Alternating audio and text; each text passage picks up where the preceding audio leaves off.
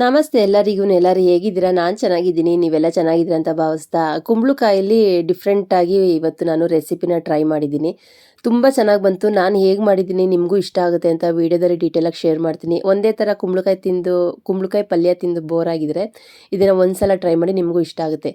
ಮೊದಲಿಗೆ ಇಲ್ಲಿ ನಾನು ಒಂದು 1/4 kg ಆಗುವಷ್ಟು ಕುಂಬಳಕಾಯಿ ತೊಗೊಂಡಿದ್ದೀನಿ. ಇವಾಗಂತೂ ಸೀಸನ್ ಅಲ್ವಾ, ಕುಂಬಳಕಾಯಿ ಸಿಗ್ತಾ ಇರುತ್ತೆ. ಒಂದೇ ಥರ ಕುಂಬಳಕಾಯಿ ಪಲ್ಯ ಮಾಡಿ ಬೋರ್ ಆಗಿದ್ರೆ ಇದನ್ನು ಒಂದ್ಸಲ ಟ್ರೈ ಮಾಡಿ, ನಿಮಗೂ ಇಷ್ಟ ಆಗುತ್ತೆ. ಇದಕ್ಕೆ ಸಿಪ್ಪೆ ಸಮೇತನೇ ಇಕ್ಬೇಕು. ಎಳೆ ಕುಂಬಳಕಾಯಿ ಆದರೆ ತುಂಬ ಚೆನ್ನಾಗಿರುತ್ತೆ. ಬಲ್ತಿದ್ರೆ ಮಾತ್ರ ಸಿಪ್ಪೆ ತೆಗಿಯೋದು, ಇಲ್ಲ ಅಂತಂದರೆ ಇದೇ ಥರ ಎಳೆದಿದ್ರೆ ಸಿಪ್ಪೆ ಸಮೇತ ಹಾಕಿದ್ರೆ ಕುಂಬಳಕಾಯಿ ಪಲ್ಯಕ್ಕೆ ಒಳ್ಳೆ ಟೇಸ್ಟ್ ಕೊಡುತ್ತೆ. ನಾನೊಂದು ಮೀಡಿಯಮ್ ಸೈಜಲ್ಲಿ ನೋಡಿ 1/4 kgಕ್ಕಿಂತ ಸ್ವಲ್ಪ ಜಾಸ್ತಿ ಇತ್ತು, ಅದನ್ನೆಲ್ಲ ಕಟ್ ಮಾಡಿ ಇಟ್ಕೊಂಡಿದ್ದೀನಿ. ಮೊದಲಿಗೆ ಒಂದು ಬಾಣಲಿ ಇಟ್ಕೊಂಡು ಬಾಣಲಿಗೆ ಸ್ವಲ್ಪ ಎಣ್ಣೆ ಹಾಕ್ತಾಯಿದ್ದೀನಿ. ಇದಕ್ಕೆ ಡಿಫ್ರೆಂಟಾಗಿ ಮಾಡ್ತಾ ಇರೋದ್ರಿಂದ ಹಸಿಮೆಣ್ಸಿನ್ಕಾಯಿನ ಫಸ್ಟೇ ಎಣ್ಣೆಲಿ ಚೆನ್ನಾಗಿ ರೋಸ್ಟ್ ಮಾಡ್ಕೊತಾ ಇದ್ದೀನಿ. ಇದನ್ನ ಸ್ವಲ್ಪ ರುಬ್ಬಿ ಮಾಡೋದು ಟೇಸ್ಟ್ ಚೆನ್ನಾಗಿರುತ್ತೆ. ಡಿಫ್ರೆಂಟಾಗಿ ಮಾಡ್ತಾ ಇದ್ದೀನಲ್ಲ, ಅದಕ್ಕೋಸ್ಕರನೇ. ಈ ಕಡೆ ನೋಡಿ ಹಸಿಮೆಣ್ಸಿನ್ಕಾಯಿ ಎಲ್ಲ ಚೆನ್ನಾಗಿ ಎಣ್ಣೆ ಫ್ರೈ ಮಾಡಿ ಎತ್ತಿಟ್ಕೊಂಡಿದ್ದೀನಿ. ಅದೇ ಎಣ್ಣೆಗೆ ಸಾಸಿವೆ ಹಾಕಿದ್ದೀನಿ, ಜೀರಿಗೆ ಹಾಕಿದ್ದೀನಿ, ಸ್ವಲ್ಪ ಹಿಂಗೆ ಹಾಕ್ತಾಯಿದ್ದೀನಿ. ಹಿಂಗೆ ಹಾಕೋದ್ರಿಂದ ಒಳ್ಳೆ ಟೇಸ್ಟು ಮತ್ತು ರುಚಿ ಕೂಡ ಚೆನ್ನಾಗಿರುತ್ತೆ. ಈಗೇನು ಎಣ್ಣೆಗೆ ಸಾಸಿವೆ ಜೀರಿಗೆ ಸಿಡಿತಿತ್ತಲ್ಲ, ಅದಕ್ಕೇ ಡೈರೆಕ್ಟಾಗಿ ಕುಂಬಳಕಾಯಿನ ಕಟ್ ಮಾಡಿ ಇಟ್ಕೊಂಡಂಥ ಕುಂಬಳಕಾಯಿ ಪೀಸಸ್ನ ಅದಕ್ಕೆ ಹಾಕಿ ಚೆನ್ನಾಗಿ ಮಿಕ್ಸ್ ಮಾಡಬೇಕಾಗುತ್ತೆ. ಹೆಂಗೆ ಅಂತಂದರೆ ಇದು ಇದರಲ್ಲೇ ಚೆನ್ನಾಗಿ ಬೇಯಬೇಕು. ಒಂದು ಅರ್ಧ ಭಾಗ ಫ್ರೈ ಮಾಡ್ತಾನೆ ಚೆನ್ನಾಗಿ ಬೇಂದರೆ ಚೆನ್ನಾಗಿರುತ್ತೆ. ಇದನ್ನು ಪ್ಲೇಟ್ ಮುಚ್ಚಿ ನಾನು ಬೇಯಿಸ್ತಾ ಇದ್ದೀನಿ. ಈ ಕಡೆ ಒಂದು ಮಿಕ್ಸಿ ಬಟ್ಟಲು ತೊಗೊಂಡಿದ್ದೀನಿ. ಫಸ್ಟೇ ನಾನೇನು ಹಸಿಮೆಣ್ಸಿನ್ಕಾಯಿನ ಎಣ್ಣೆಲಿ ಹುರ್ಕೊಂಡಿದ್ದಲ್ಲ, ಅದನ್ನು ಮಿಕ್ಸಿ ಬಟ್ಲಿಗೆ ಹಾಕ್ಕೊಂಡಿದ್ದೀನಿ. ಕೊತ್ತಂಬರಿ ಸೊಪ್ಪು ಹಾಕ್ತಾಯಿದ್ದೀನಿ, ಸ್ವಲ್ಪ ಕರ್ಬೇವಿನ ಸೊಪ್ಪು ಹಾಕ್ತಾಯಿದ್ದೀನಿ. ನೋಡಿ, ಇದಕ್ಕೆ ಬೆಳ್ಳುಳ್ಳಿ ಒಂದು ಸ್ವಲ್ಪ ಜಾಸ್ತಿ ಇರಬೇಕು. ಬೆಳ್ಳುಳ್ಳಿ 1 ಗೆಡ್ಡೆಯಷ್ಟು ಬೆಳ್ಳುಳ್ಳಿ ಹಾಕಿದ್ದೀನಿ. ಇದನ್ನೆಲ್ಲನೂ ನೀರು ಹಾಕ್ದಂಗೆ ತರಿಯಾಗಿ ರುಬ್ಬಿ ಇಟ್ಕೊಂಡಿದ್ದೀನಿ. ಈ ಕಡೆ ಕುಂಬಳಕಾಯಿನೂ ಕೂಡ ಚೆನ್ನಾಗಿ ರೋಸ್ಟ್ ಆಗ್ತಾಯಿತ್ತು. ರೊಟ್ಟಿಗೆ, ಚಪಾತಿಗೆ, ರಾಗಿ ರೊಟ್ಟಿಗೂ ತುಂಬಾ ಚೆನ್ನಾಗಿರುತ್ತೆ. ಒಂದ್ಸಲ ನೀವು ಟ್ರೈ ಮಾಡಿ. ಇದಕ್ಕೆ ನಾನು ಒಂದು 1/4 ಟೀ ಸ್ಪೂನಷ್ಟು ಅರಿಶಿನ ಪುಡಿ ಹಾಕ್ಕೊಂಡಿದ್ದೀನಿ.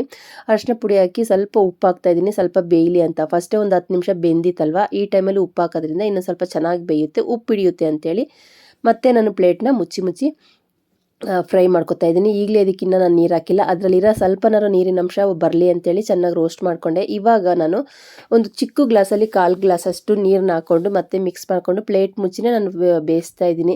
ನೋಡಿ ಎಷ್ಟು ಸಾಫ್ಟ್ ಆಗ್ತೈತೆ ಅಂತ. ಅಂದರೆ ತುಂಬಾ ಚೆನ್ನಾಗಿರುತ್ತೆ. ಸಿಹಿ ಅಂಶನೂ ಕಮ್ಮಿ ಆಗುತ್ತೆ.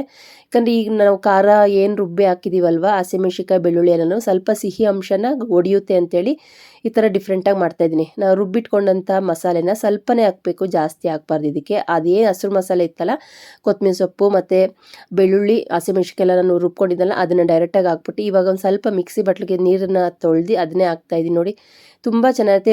ಬಿಸಿ ಅನ್ನಕ್ಕೂ ಚೆನ್ನಾಗಿರುತ್ತೆ, ರೊಟ್ಟಿಗಂತೂ ಸೂಪರ್ ಅಂತಲೇ ಹೇಳ್ಬೋದು. ನಾನು ಚಪಾತಿ ಮಾಡ್ಕೊಂಡಿದ್ದೆ. ಆ ಕಡೆ ಚೆನ್ನಾಗಿ ಬೇಯ್ತಾ ಇರ್ಬೇಕಾರೆ ಈ ಕಡೆ ನಾನು ಬಿಳಿ ಎಳ್ಳು ಹಾಕೋತಾ ಇದ್ದೀನಿ. ಸೇಮ್ ಹೆಂಗೆ ಅಂತ ಅಂದರೆ ಸ್ವಲ್ಪ ಟೇಸ್ಟ್ ಯಾವ ರೀತಿ ಬರುತ್ತೆ ಅಂದರೆ, ನಾವು ಎಣ್ಗಾಯಿ ಮಾಡ್ತೀವಲ್ವ ಅದೇ ಟೇಸ್ಟ್ ಬರುತ್ತೆ. ಇಲ್ಲಿ ನಾನು 2 ಸ್ಪೂನಷ್ಟು ಬಿಳಿ ಎಳ್ಳನ್ನ ಹಾಕ್ಕೊಂಡು ಸ್ವಲ್ಪ ಸಿಡಿಸ್ಕೊತಾ ಇದ್ದೀನಿ, ಚಿಟಪಟ ಅನ್ನಬೇಕು.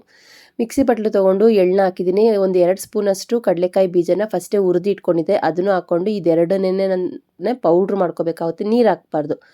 ಇದೆರಡನ್ನೇ ಪೌಡ್ರ್ ಮಾಡಿಕೊಂಡ್ರೆ ಚೆನ್ನಾಗಿರುತ್ತೆ. ಮೇಲಿಂದ ನಾವು ಕುಂಬಳಕಾಯಿ ಪಲ್ಯಕ್ಕೆ ಇದು ಹಾಕೋದ್ರಿಂದ ಒಳ್ಳೆ ಟೇಸ್ಟ್ ಮತ್ತು ಫ್ಲೇವರ್ ತುಂಬ ಚೆನ್ನಾಗಿರುತ್ತೆ. ಕಡಲೆಕಾಯಿ ಬೀಜದ್ದು ಕೂಡ ಮತ್ತು ಎಳ್ಳಿಂದು ಕೂಡ ಎರಡದು ಫ್ಲೇವರ್ ತುಂಬ ಚೆನ್ನಾಗಿ ಟೇಸ್ಟ್ ಚೆನ್ನಾಗಿ ಕೊಡುತ್ತೆ. ನೋಡಿ, ಇವಾಗ ಕುಂಬಳಕಾಯಿ ಎಲ್ಲ ಒಂದು 1/4 ಭಾಗ ಕುಂಬಳಕಾಯಿ ಎಲ್ಲ ಚೆನ್ನಾಗಿ ಬೆಂದೈತೆ. ಈ ಟೈಮಲ್ಲಿ ನಾನು ರುಬ್ಬಿಟ್ಕೊಂಡಿದ್ನಲ್ಲ, ಪೌಡ್ರ್ ಮಾಡಿ ಇಟ್ಕೊಂಡಿದ್ನಲ್ಲ, ಎಳ್ಳು ಮತ್ತು ಕಡಲೆಕಾಯಿ ಬೀಜದ ಪೌಡ್ರನ್ನ ಹಾಕ್ತಾಯಿದ್ದೀನಿ. ಸ್ವಲ್ಪ ಒಂದೇ ಸಲ ನಾವು ಮಾಡಿಟ್ಕೋತೀವಿ ಅಂತಂದರೆ ಗಟ್ಟಿ ಒಂದು ಡಬ್ಬದಲ್ಲಿ ಹಾಕಿ, ಅದು ಸ್ಮೆಲ್ಲೆಲ್ಲ ಹೋಗ್ಬಾರ್ದು ಅಂಥ ಡಬ್ಬದಲ್ಲಿ ಹಾಕ್ಕೊಂಡು ಮುಚ್ಚಿಟ್ರೆ ಒಂದು 3ರಿಂದ 4 ಸಲ ಆರಾಮಾಗಿ ನಾವು ಮಾಡಿದಾಗಲೆಲ್ಲ ಪೌಡ್ರ್ ಹಾಕ್ಕೊಳ್ಳೋದ್ರಿಂದ ಟೇಸ್ಟ್ ಚೆನ್ನಾಗಿರುತ್ತೆ. ಬರೀದೇ ಮಾಡೋದಕ್ಕಿಂತ ಈ ಥರ ಸ್ವಲ್ಪ ಡಿಫ್ರೆಂಟಾಗಿ ಮಾಡಲಿ ಅಂತ ವೀಡಿಯೋದಲ್ಲೇ ಡೀಟೇಲಾಗಿ ಶೇರ್ ಮಾಡ್ತಾಯಿದ್ದೀನಿ. ಈಗ ನಾನು ನಮ್ಗೆ ಎಷ್ಟು ಬೇಕೋ ಅಷ್ಟು ಸ್ವಲ್ಪ, ಯಾಕಂದರೆ ಚಪಾತಿಗೆ ರೊಟ್ಟಿಗೆ ಅಂತ ಅಂದರೆ ಸ್ವಲ್ಪ ಗ್ರೇವಿ ಥರ ಇರಬೇಕು. ಯಾಕಂದರೆ ಕಡಲೆಕಾಯಿ ಬೀಜ ಎಳ್ಳೆಲ್ಲ ಹಾಕಿರೋದ್ರಿಂದ ಇನ್ನೂ ಗಟ್ಟಿಯಾಗುತ್ತೆ, ಟೇಸ್ಟ್ ಅಷ್ಟು ಚೆನ್ನಾಗಿರೋದಿಲ್ಲ. ಸ್ವಲ್ಪ ನೀರು ಹಾಕ್ಬಿಟ್ಟು ಚೆನ್ನಾಗಿ ಸ್ವಲ್ಪ ಗ್ರೇವಿ ಥರ ಮಾಡಿದ್ರೆ ತುಂಬ ಚೆನ್ನಾಗಿರುತ್ತೆ. ಸ್ವಲ್ಪ ಉಪ್ಪು ಕಮ್ಮಿ ಇತ್ತು ಅಂತೇಳಿ ಉಪ್ಪು ಹಾಕಿದ್ದೀನಿ.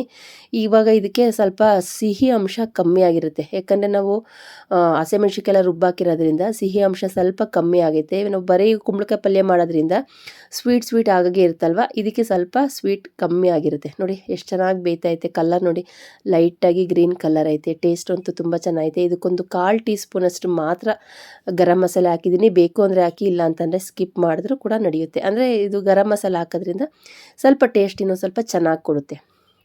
ನೋಡಿ ಇದಕ್ಕೆ ನಾನು ಈರುಳ್ಳಿ ಯಾವುದೇ ರೀತಿ ಈರುಳ್ಳಿ ಹಾಕಿಲ್ಲ, ನಾನು ಟೊಮೊಟೊ ಹಾಕಿಲ್ಲ. ಈರುಳ್ಳಿ ಟೊಮೊಟೊ ಹಾಕ್ತೇನೆ ಈ ಥರ ಗ್ರೇವಿಯಲ್ಲಿ ಹೇಗೆ ಮಾಡ್ಬೋದು ಅಂತ ಕುಂಬಳಕಾಯಿ ಪಲ್ಯನ ನಾನು ಶೇರ್ ಮಾಡಿದ್ದೀನಿ. ನೀವು ಒಂದು ಸಲ ಇದನ್ನು ಟ್ರೈ ಮಾಡಲೇಬೇಕು, ಯಾಕಂದರೆ ಇವಾಗಂತೂ ಕುಂಬಳಕಾಯಿ ಸೀಸನ್ ಇರೋದ್ರಿಂದ ಒಂದು ಸಲ ಟ್ರೈ ಮಾಡಿ. ಇದಕ್ಕೆ ಲಾಸ್ಟಲ್ಲಿ ಸ್ವಲ್ಪ ಕೊತ್ತಂಬರಿ ಸೊಪ್ಪನ್ನ ಉದುರಿಸಿದ್ರೆ ತುಂಬ ಅಂದರೆ ತುಂಬ ಚೆನ್ನಾಗಿರುತ್ತೆ. ಟೇಸ್ಟು ಒಂಥರ ಡಿಫ್ರೆಂಟ್ ಆಗಿರುತ್ತೆ. ನಿಮ್ಮ ಮನೇಲಿರೋರಿಗೂ ಕೂಡ ಇಷ್ಟ ಆಗುತ್ತೆ. ಕುಂಬಳಕಾಯಲ್ಲಿ ಇನ್ನು ಯಾವ ರೀತಿ ಮಾಡ್ತೀವಿ, ಈರುಳ್ಳಿ ಹಸಿಮೆಣ್ಸಿನ್ಕಾಯಿ ಎಲ್ಲ ಹಾಕಿ ಫ್ರೈ ಮಾಡಿ ಮಾಡ್ತೀವಲ್ವ, ಈ ಸ್ವಲ್ಪ ಡಿಫ್ರೆಂಟಾಗಿ ನಾನು ರುಬ್ಬಿ ಮಾಡ್ತಾಯಿದ್ದೀನಿ. ಫೈನಲ್ ಆಗಿ ನಮ್ಮ ಕುಂಬಳಕಾಯಿ ಪಲ್ಯ ರೆಡಿ ಆಯಿತು. ನಾನು ಚಪಾತಿಗೆ ಮಾಡ್ಕೊಂಡಿದ್ದೆ. ಅಕ್ಕಿ ರೊಟ್ಟಿಗೆ ರಾಗಿ ರೊಟ್ಟಿಗಂತೂ ತುಂಬ ಅಂದರೆ ತುಂಬಾ ಚೆನ್ನಾಗಿರುತ್ತೆ. ನಾನು ಯಾವಾಗಲೂ ಚಪಾತಿ ನೈಟ್ ಮಾಡೋದ್ರಿಂದ ಡೈಲಿ ಒಂದೊಂದು ಥರ ಪಲ್ಯ ಮಾಡಲೇಬೇಕಲ್ವ, ಹಾಗಾಗಿ ನಾನು ಹೇಗೆ ಮಾಡ್ತೀನಿ ಅಂತ ವೀಡಿಯೋದಲ್ಲಿ ಡೀಟೇಲಾಗಿ ಶೇರ್ ಮಾಡ್ತೀನಿ. ನೋಡಿದ್ರಲ್ಲ ಫ್ರೆಂಡ್ಸ್, ನಾವು 1/4 kgಕ್ಕಿಂತ ಸ್ವಲ್ಪ ಜಾಸ್ತಿ ಇತ್ತು ಅಷ್ಟೇನೆ. ಅಷ್ಟರಲ್ಲಿ ಇಷ್ಟು ಕುಂಬಳಕಾಯಿ ಪಲ್ಯ ಆಯಿತು. ಒಂದು 5ರಿಂದ 6 ಜನ ಆರಾಮಾಗಿ ನಾವು ಇದರಲ್ಲಿ ಊಟ ಮಾಡ್ಬೋದು. ತುಂಬ ಅಂದರೆ ತುಂಬಾ ಚೆನ್ನಾಗಾಗಿತ್ತು. ನೀವು ಒಂದು ಸಲ ಟ್ರೈ ಮಾಡಿ. ನಾನು ಮಾಡಿದ ರೆಸಿಪಿ ನಿಮ್ಗೆ ಇಷ್ಟ ಆಯಿತು ಅಂತ ಅಂದ್ಕೊಂಡಿದ್ದೀನಿ. ಈ ವಿಡಿಯೋ ಇಷ್ಟವಾದಲ್ಲಿ ಲೈಕ್ ಮಾಡಿ, ಶೇರ್ ಮಾಡಿ, ಕಮೆಂಟ್ ಮಾಡಿ. ನಿಸರ್ಗ ಕುಕಿಂಗ್ ಚಾನಲ್ನ ಇನ್ನು ಯಾರೆಲ್ಲ ಸಬ್ಸ್ಕ್ರೈಬ್ ಮಾಡ್ಕೊಂಡೆ ನೋಡ್ತಾ ಇದ್ರು ಪ್ಲೀಸ್ ದಯವಿಟ್ಟು ಸಬ್ಸ್ಕ್ರೈಬ್ ಮಾಡ್ಕೊಂಡು ನೋಡಿ. ನಿಮ್ಮ ಈ ವಿಡಿಯೋ ಇಷ್ಟ ಆದರೆ ನಿಮ್ಮ ಅನಿಸಿಕೆ ಅಭಿಪ್ರಾಯನ ಮರಿದಂಗೆ ಕಮೆಂಟ್ ಸೆಕ್ಷನಲ್ಲಿ ಹಾಕಿ. ನಿಮ್ಮ ಫ್ರೆಂಡ್ಸ್ ಫ್ಯಾಮಿಲಿಗೂ ನನ್ನ ವಿಡಿಯೋನ ಶೇರ್ ಮಾಡಿ. ಪ್ಲೀಸ್ ನೋಡಿ ಸಪೋರ್ಟ್ ಮಾಡ್ತೀನಿ ಅಂತ ಭಾವಿಸಿದ್ದೀನಿ. ಇದೇ ರೀತಿ ಸಿಂಪಲ್ಲಾಗಿ ಮನೇಲಿರೋ ಅಂಥ ಐಟಮ್ನ ಯಾವ್ಯಾವ ರೀತಿ ಅಡುಗೆ ಮಾಡ್ಬೋದು ಅಂತ ನನ್ನ ವೀಡಿಯೋಸಲ್ಲಿ ಇರುತ್ತೆ. ಒಂದು ಸಲ ಚೆಕ್ ಮಾಡಿ ಸಪೋರ್ಟ್ ಮಾಡ್ತೀರ ಅಂತ ಭಾವಿಸಿದ್ದೀನಿ.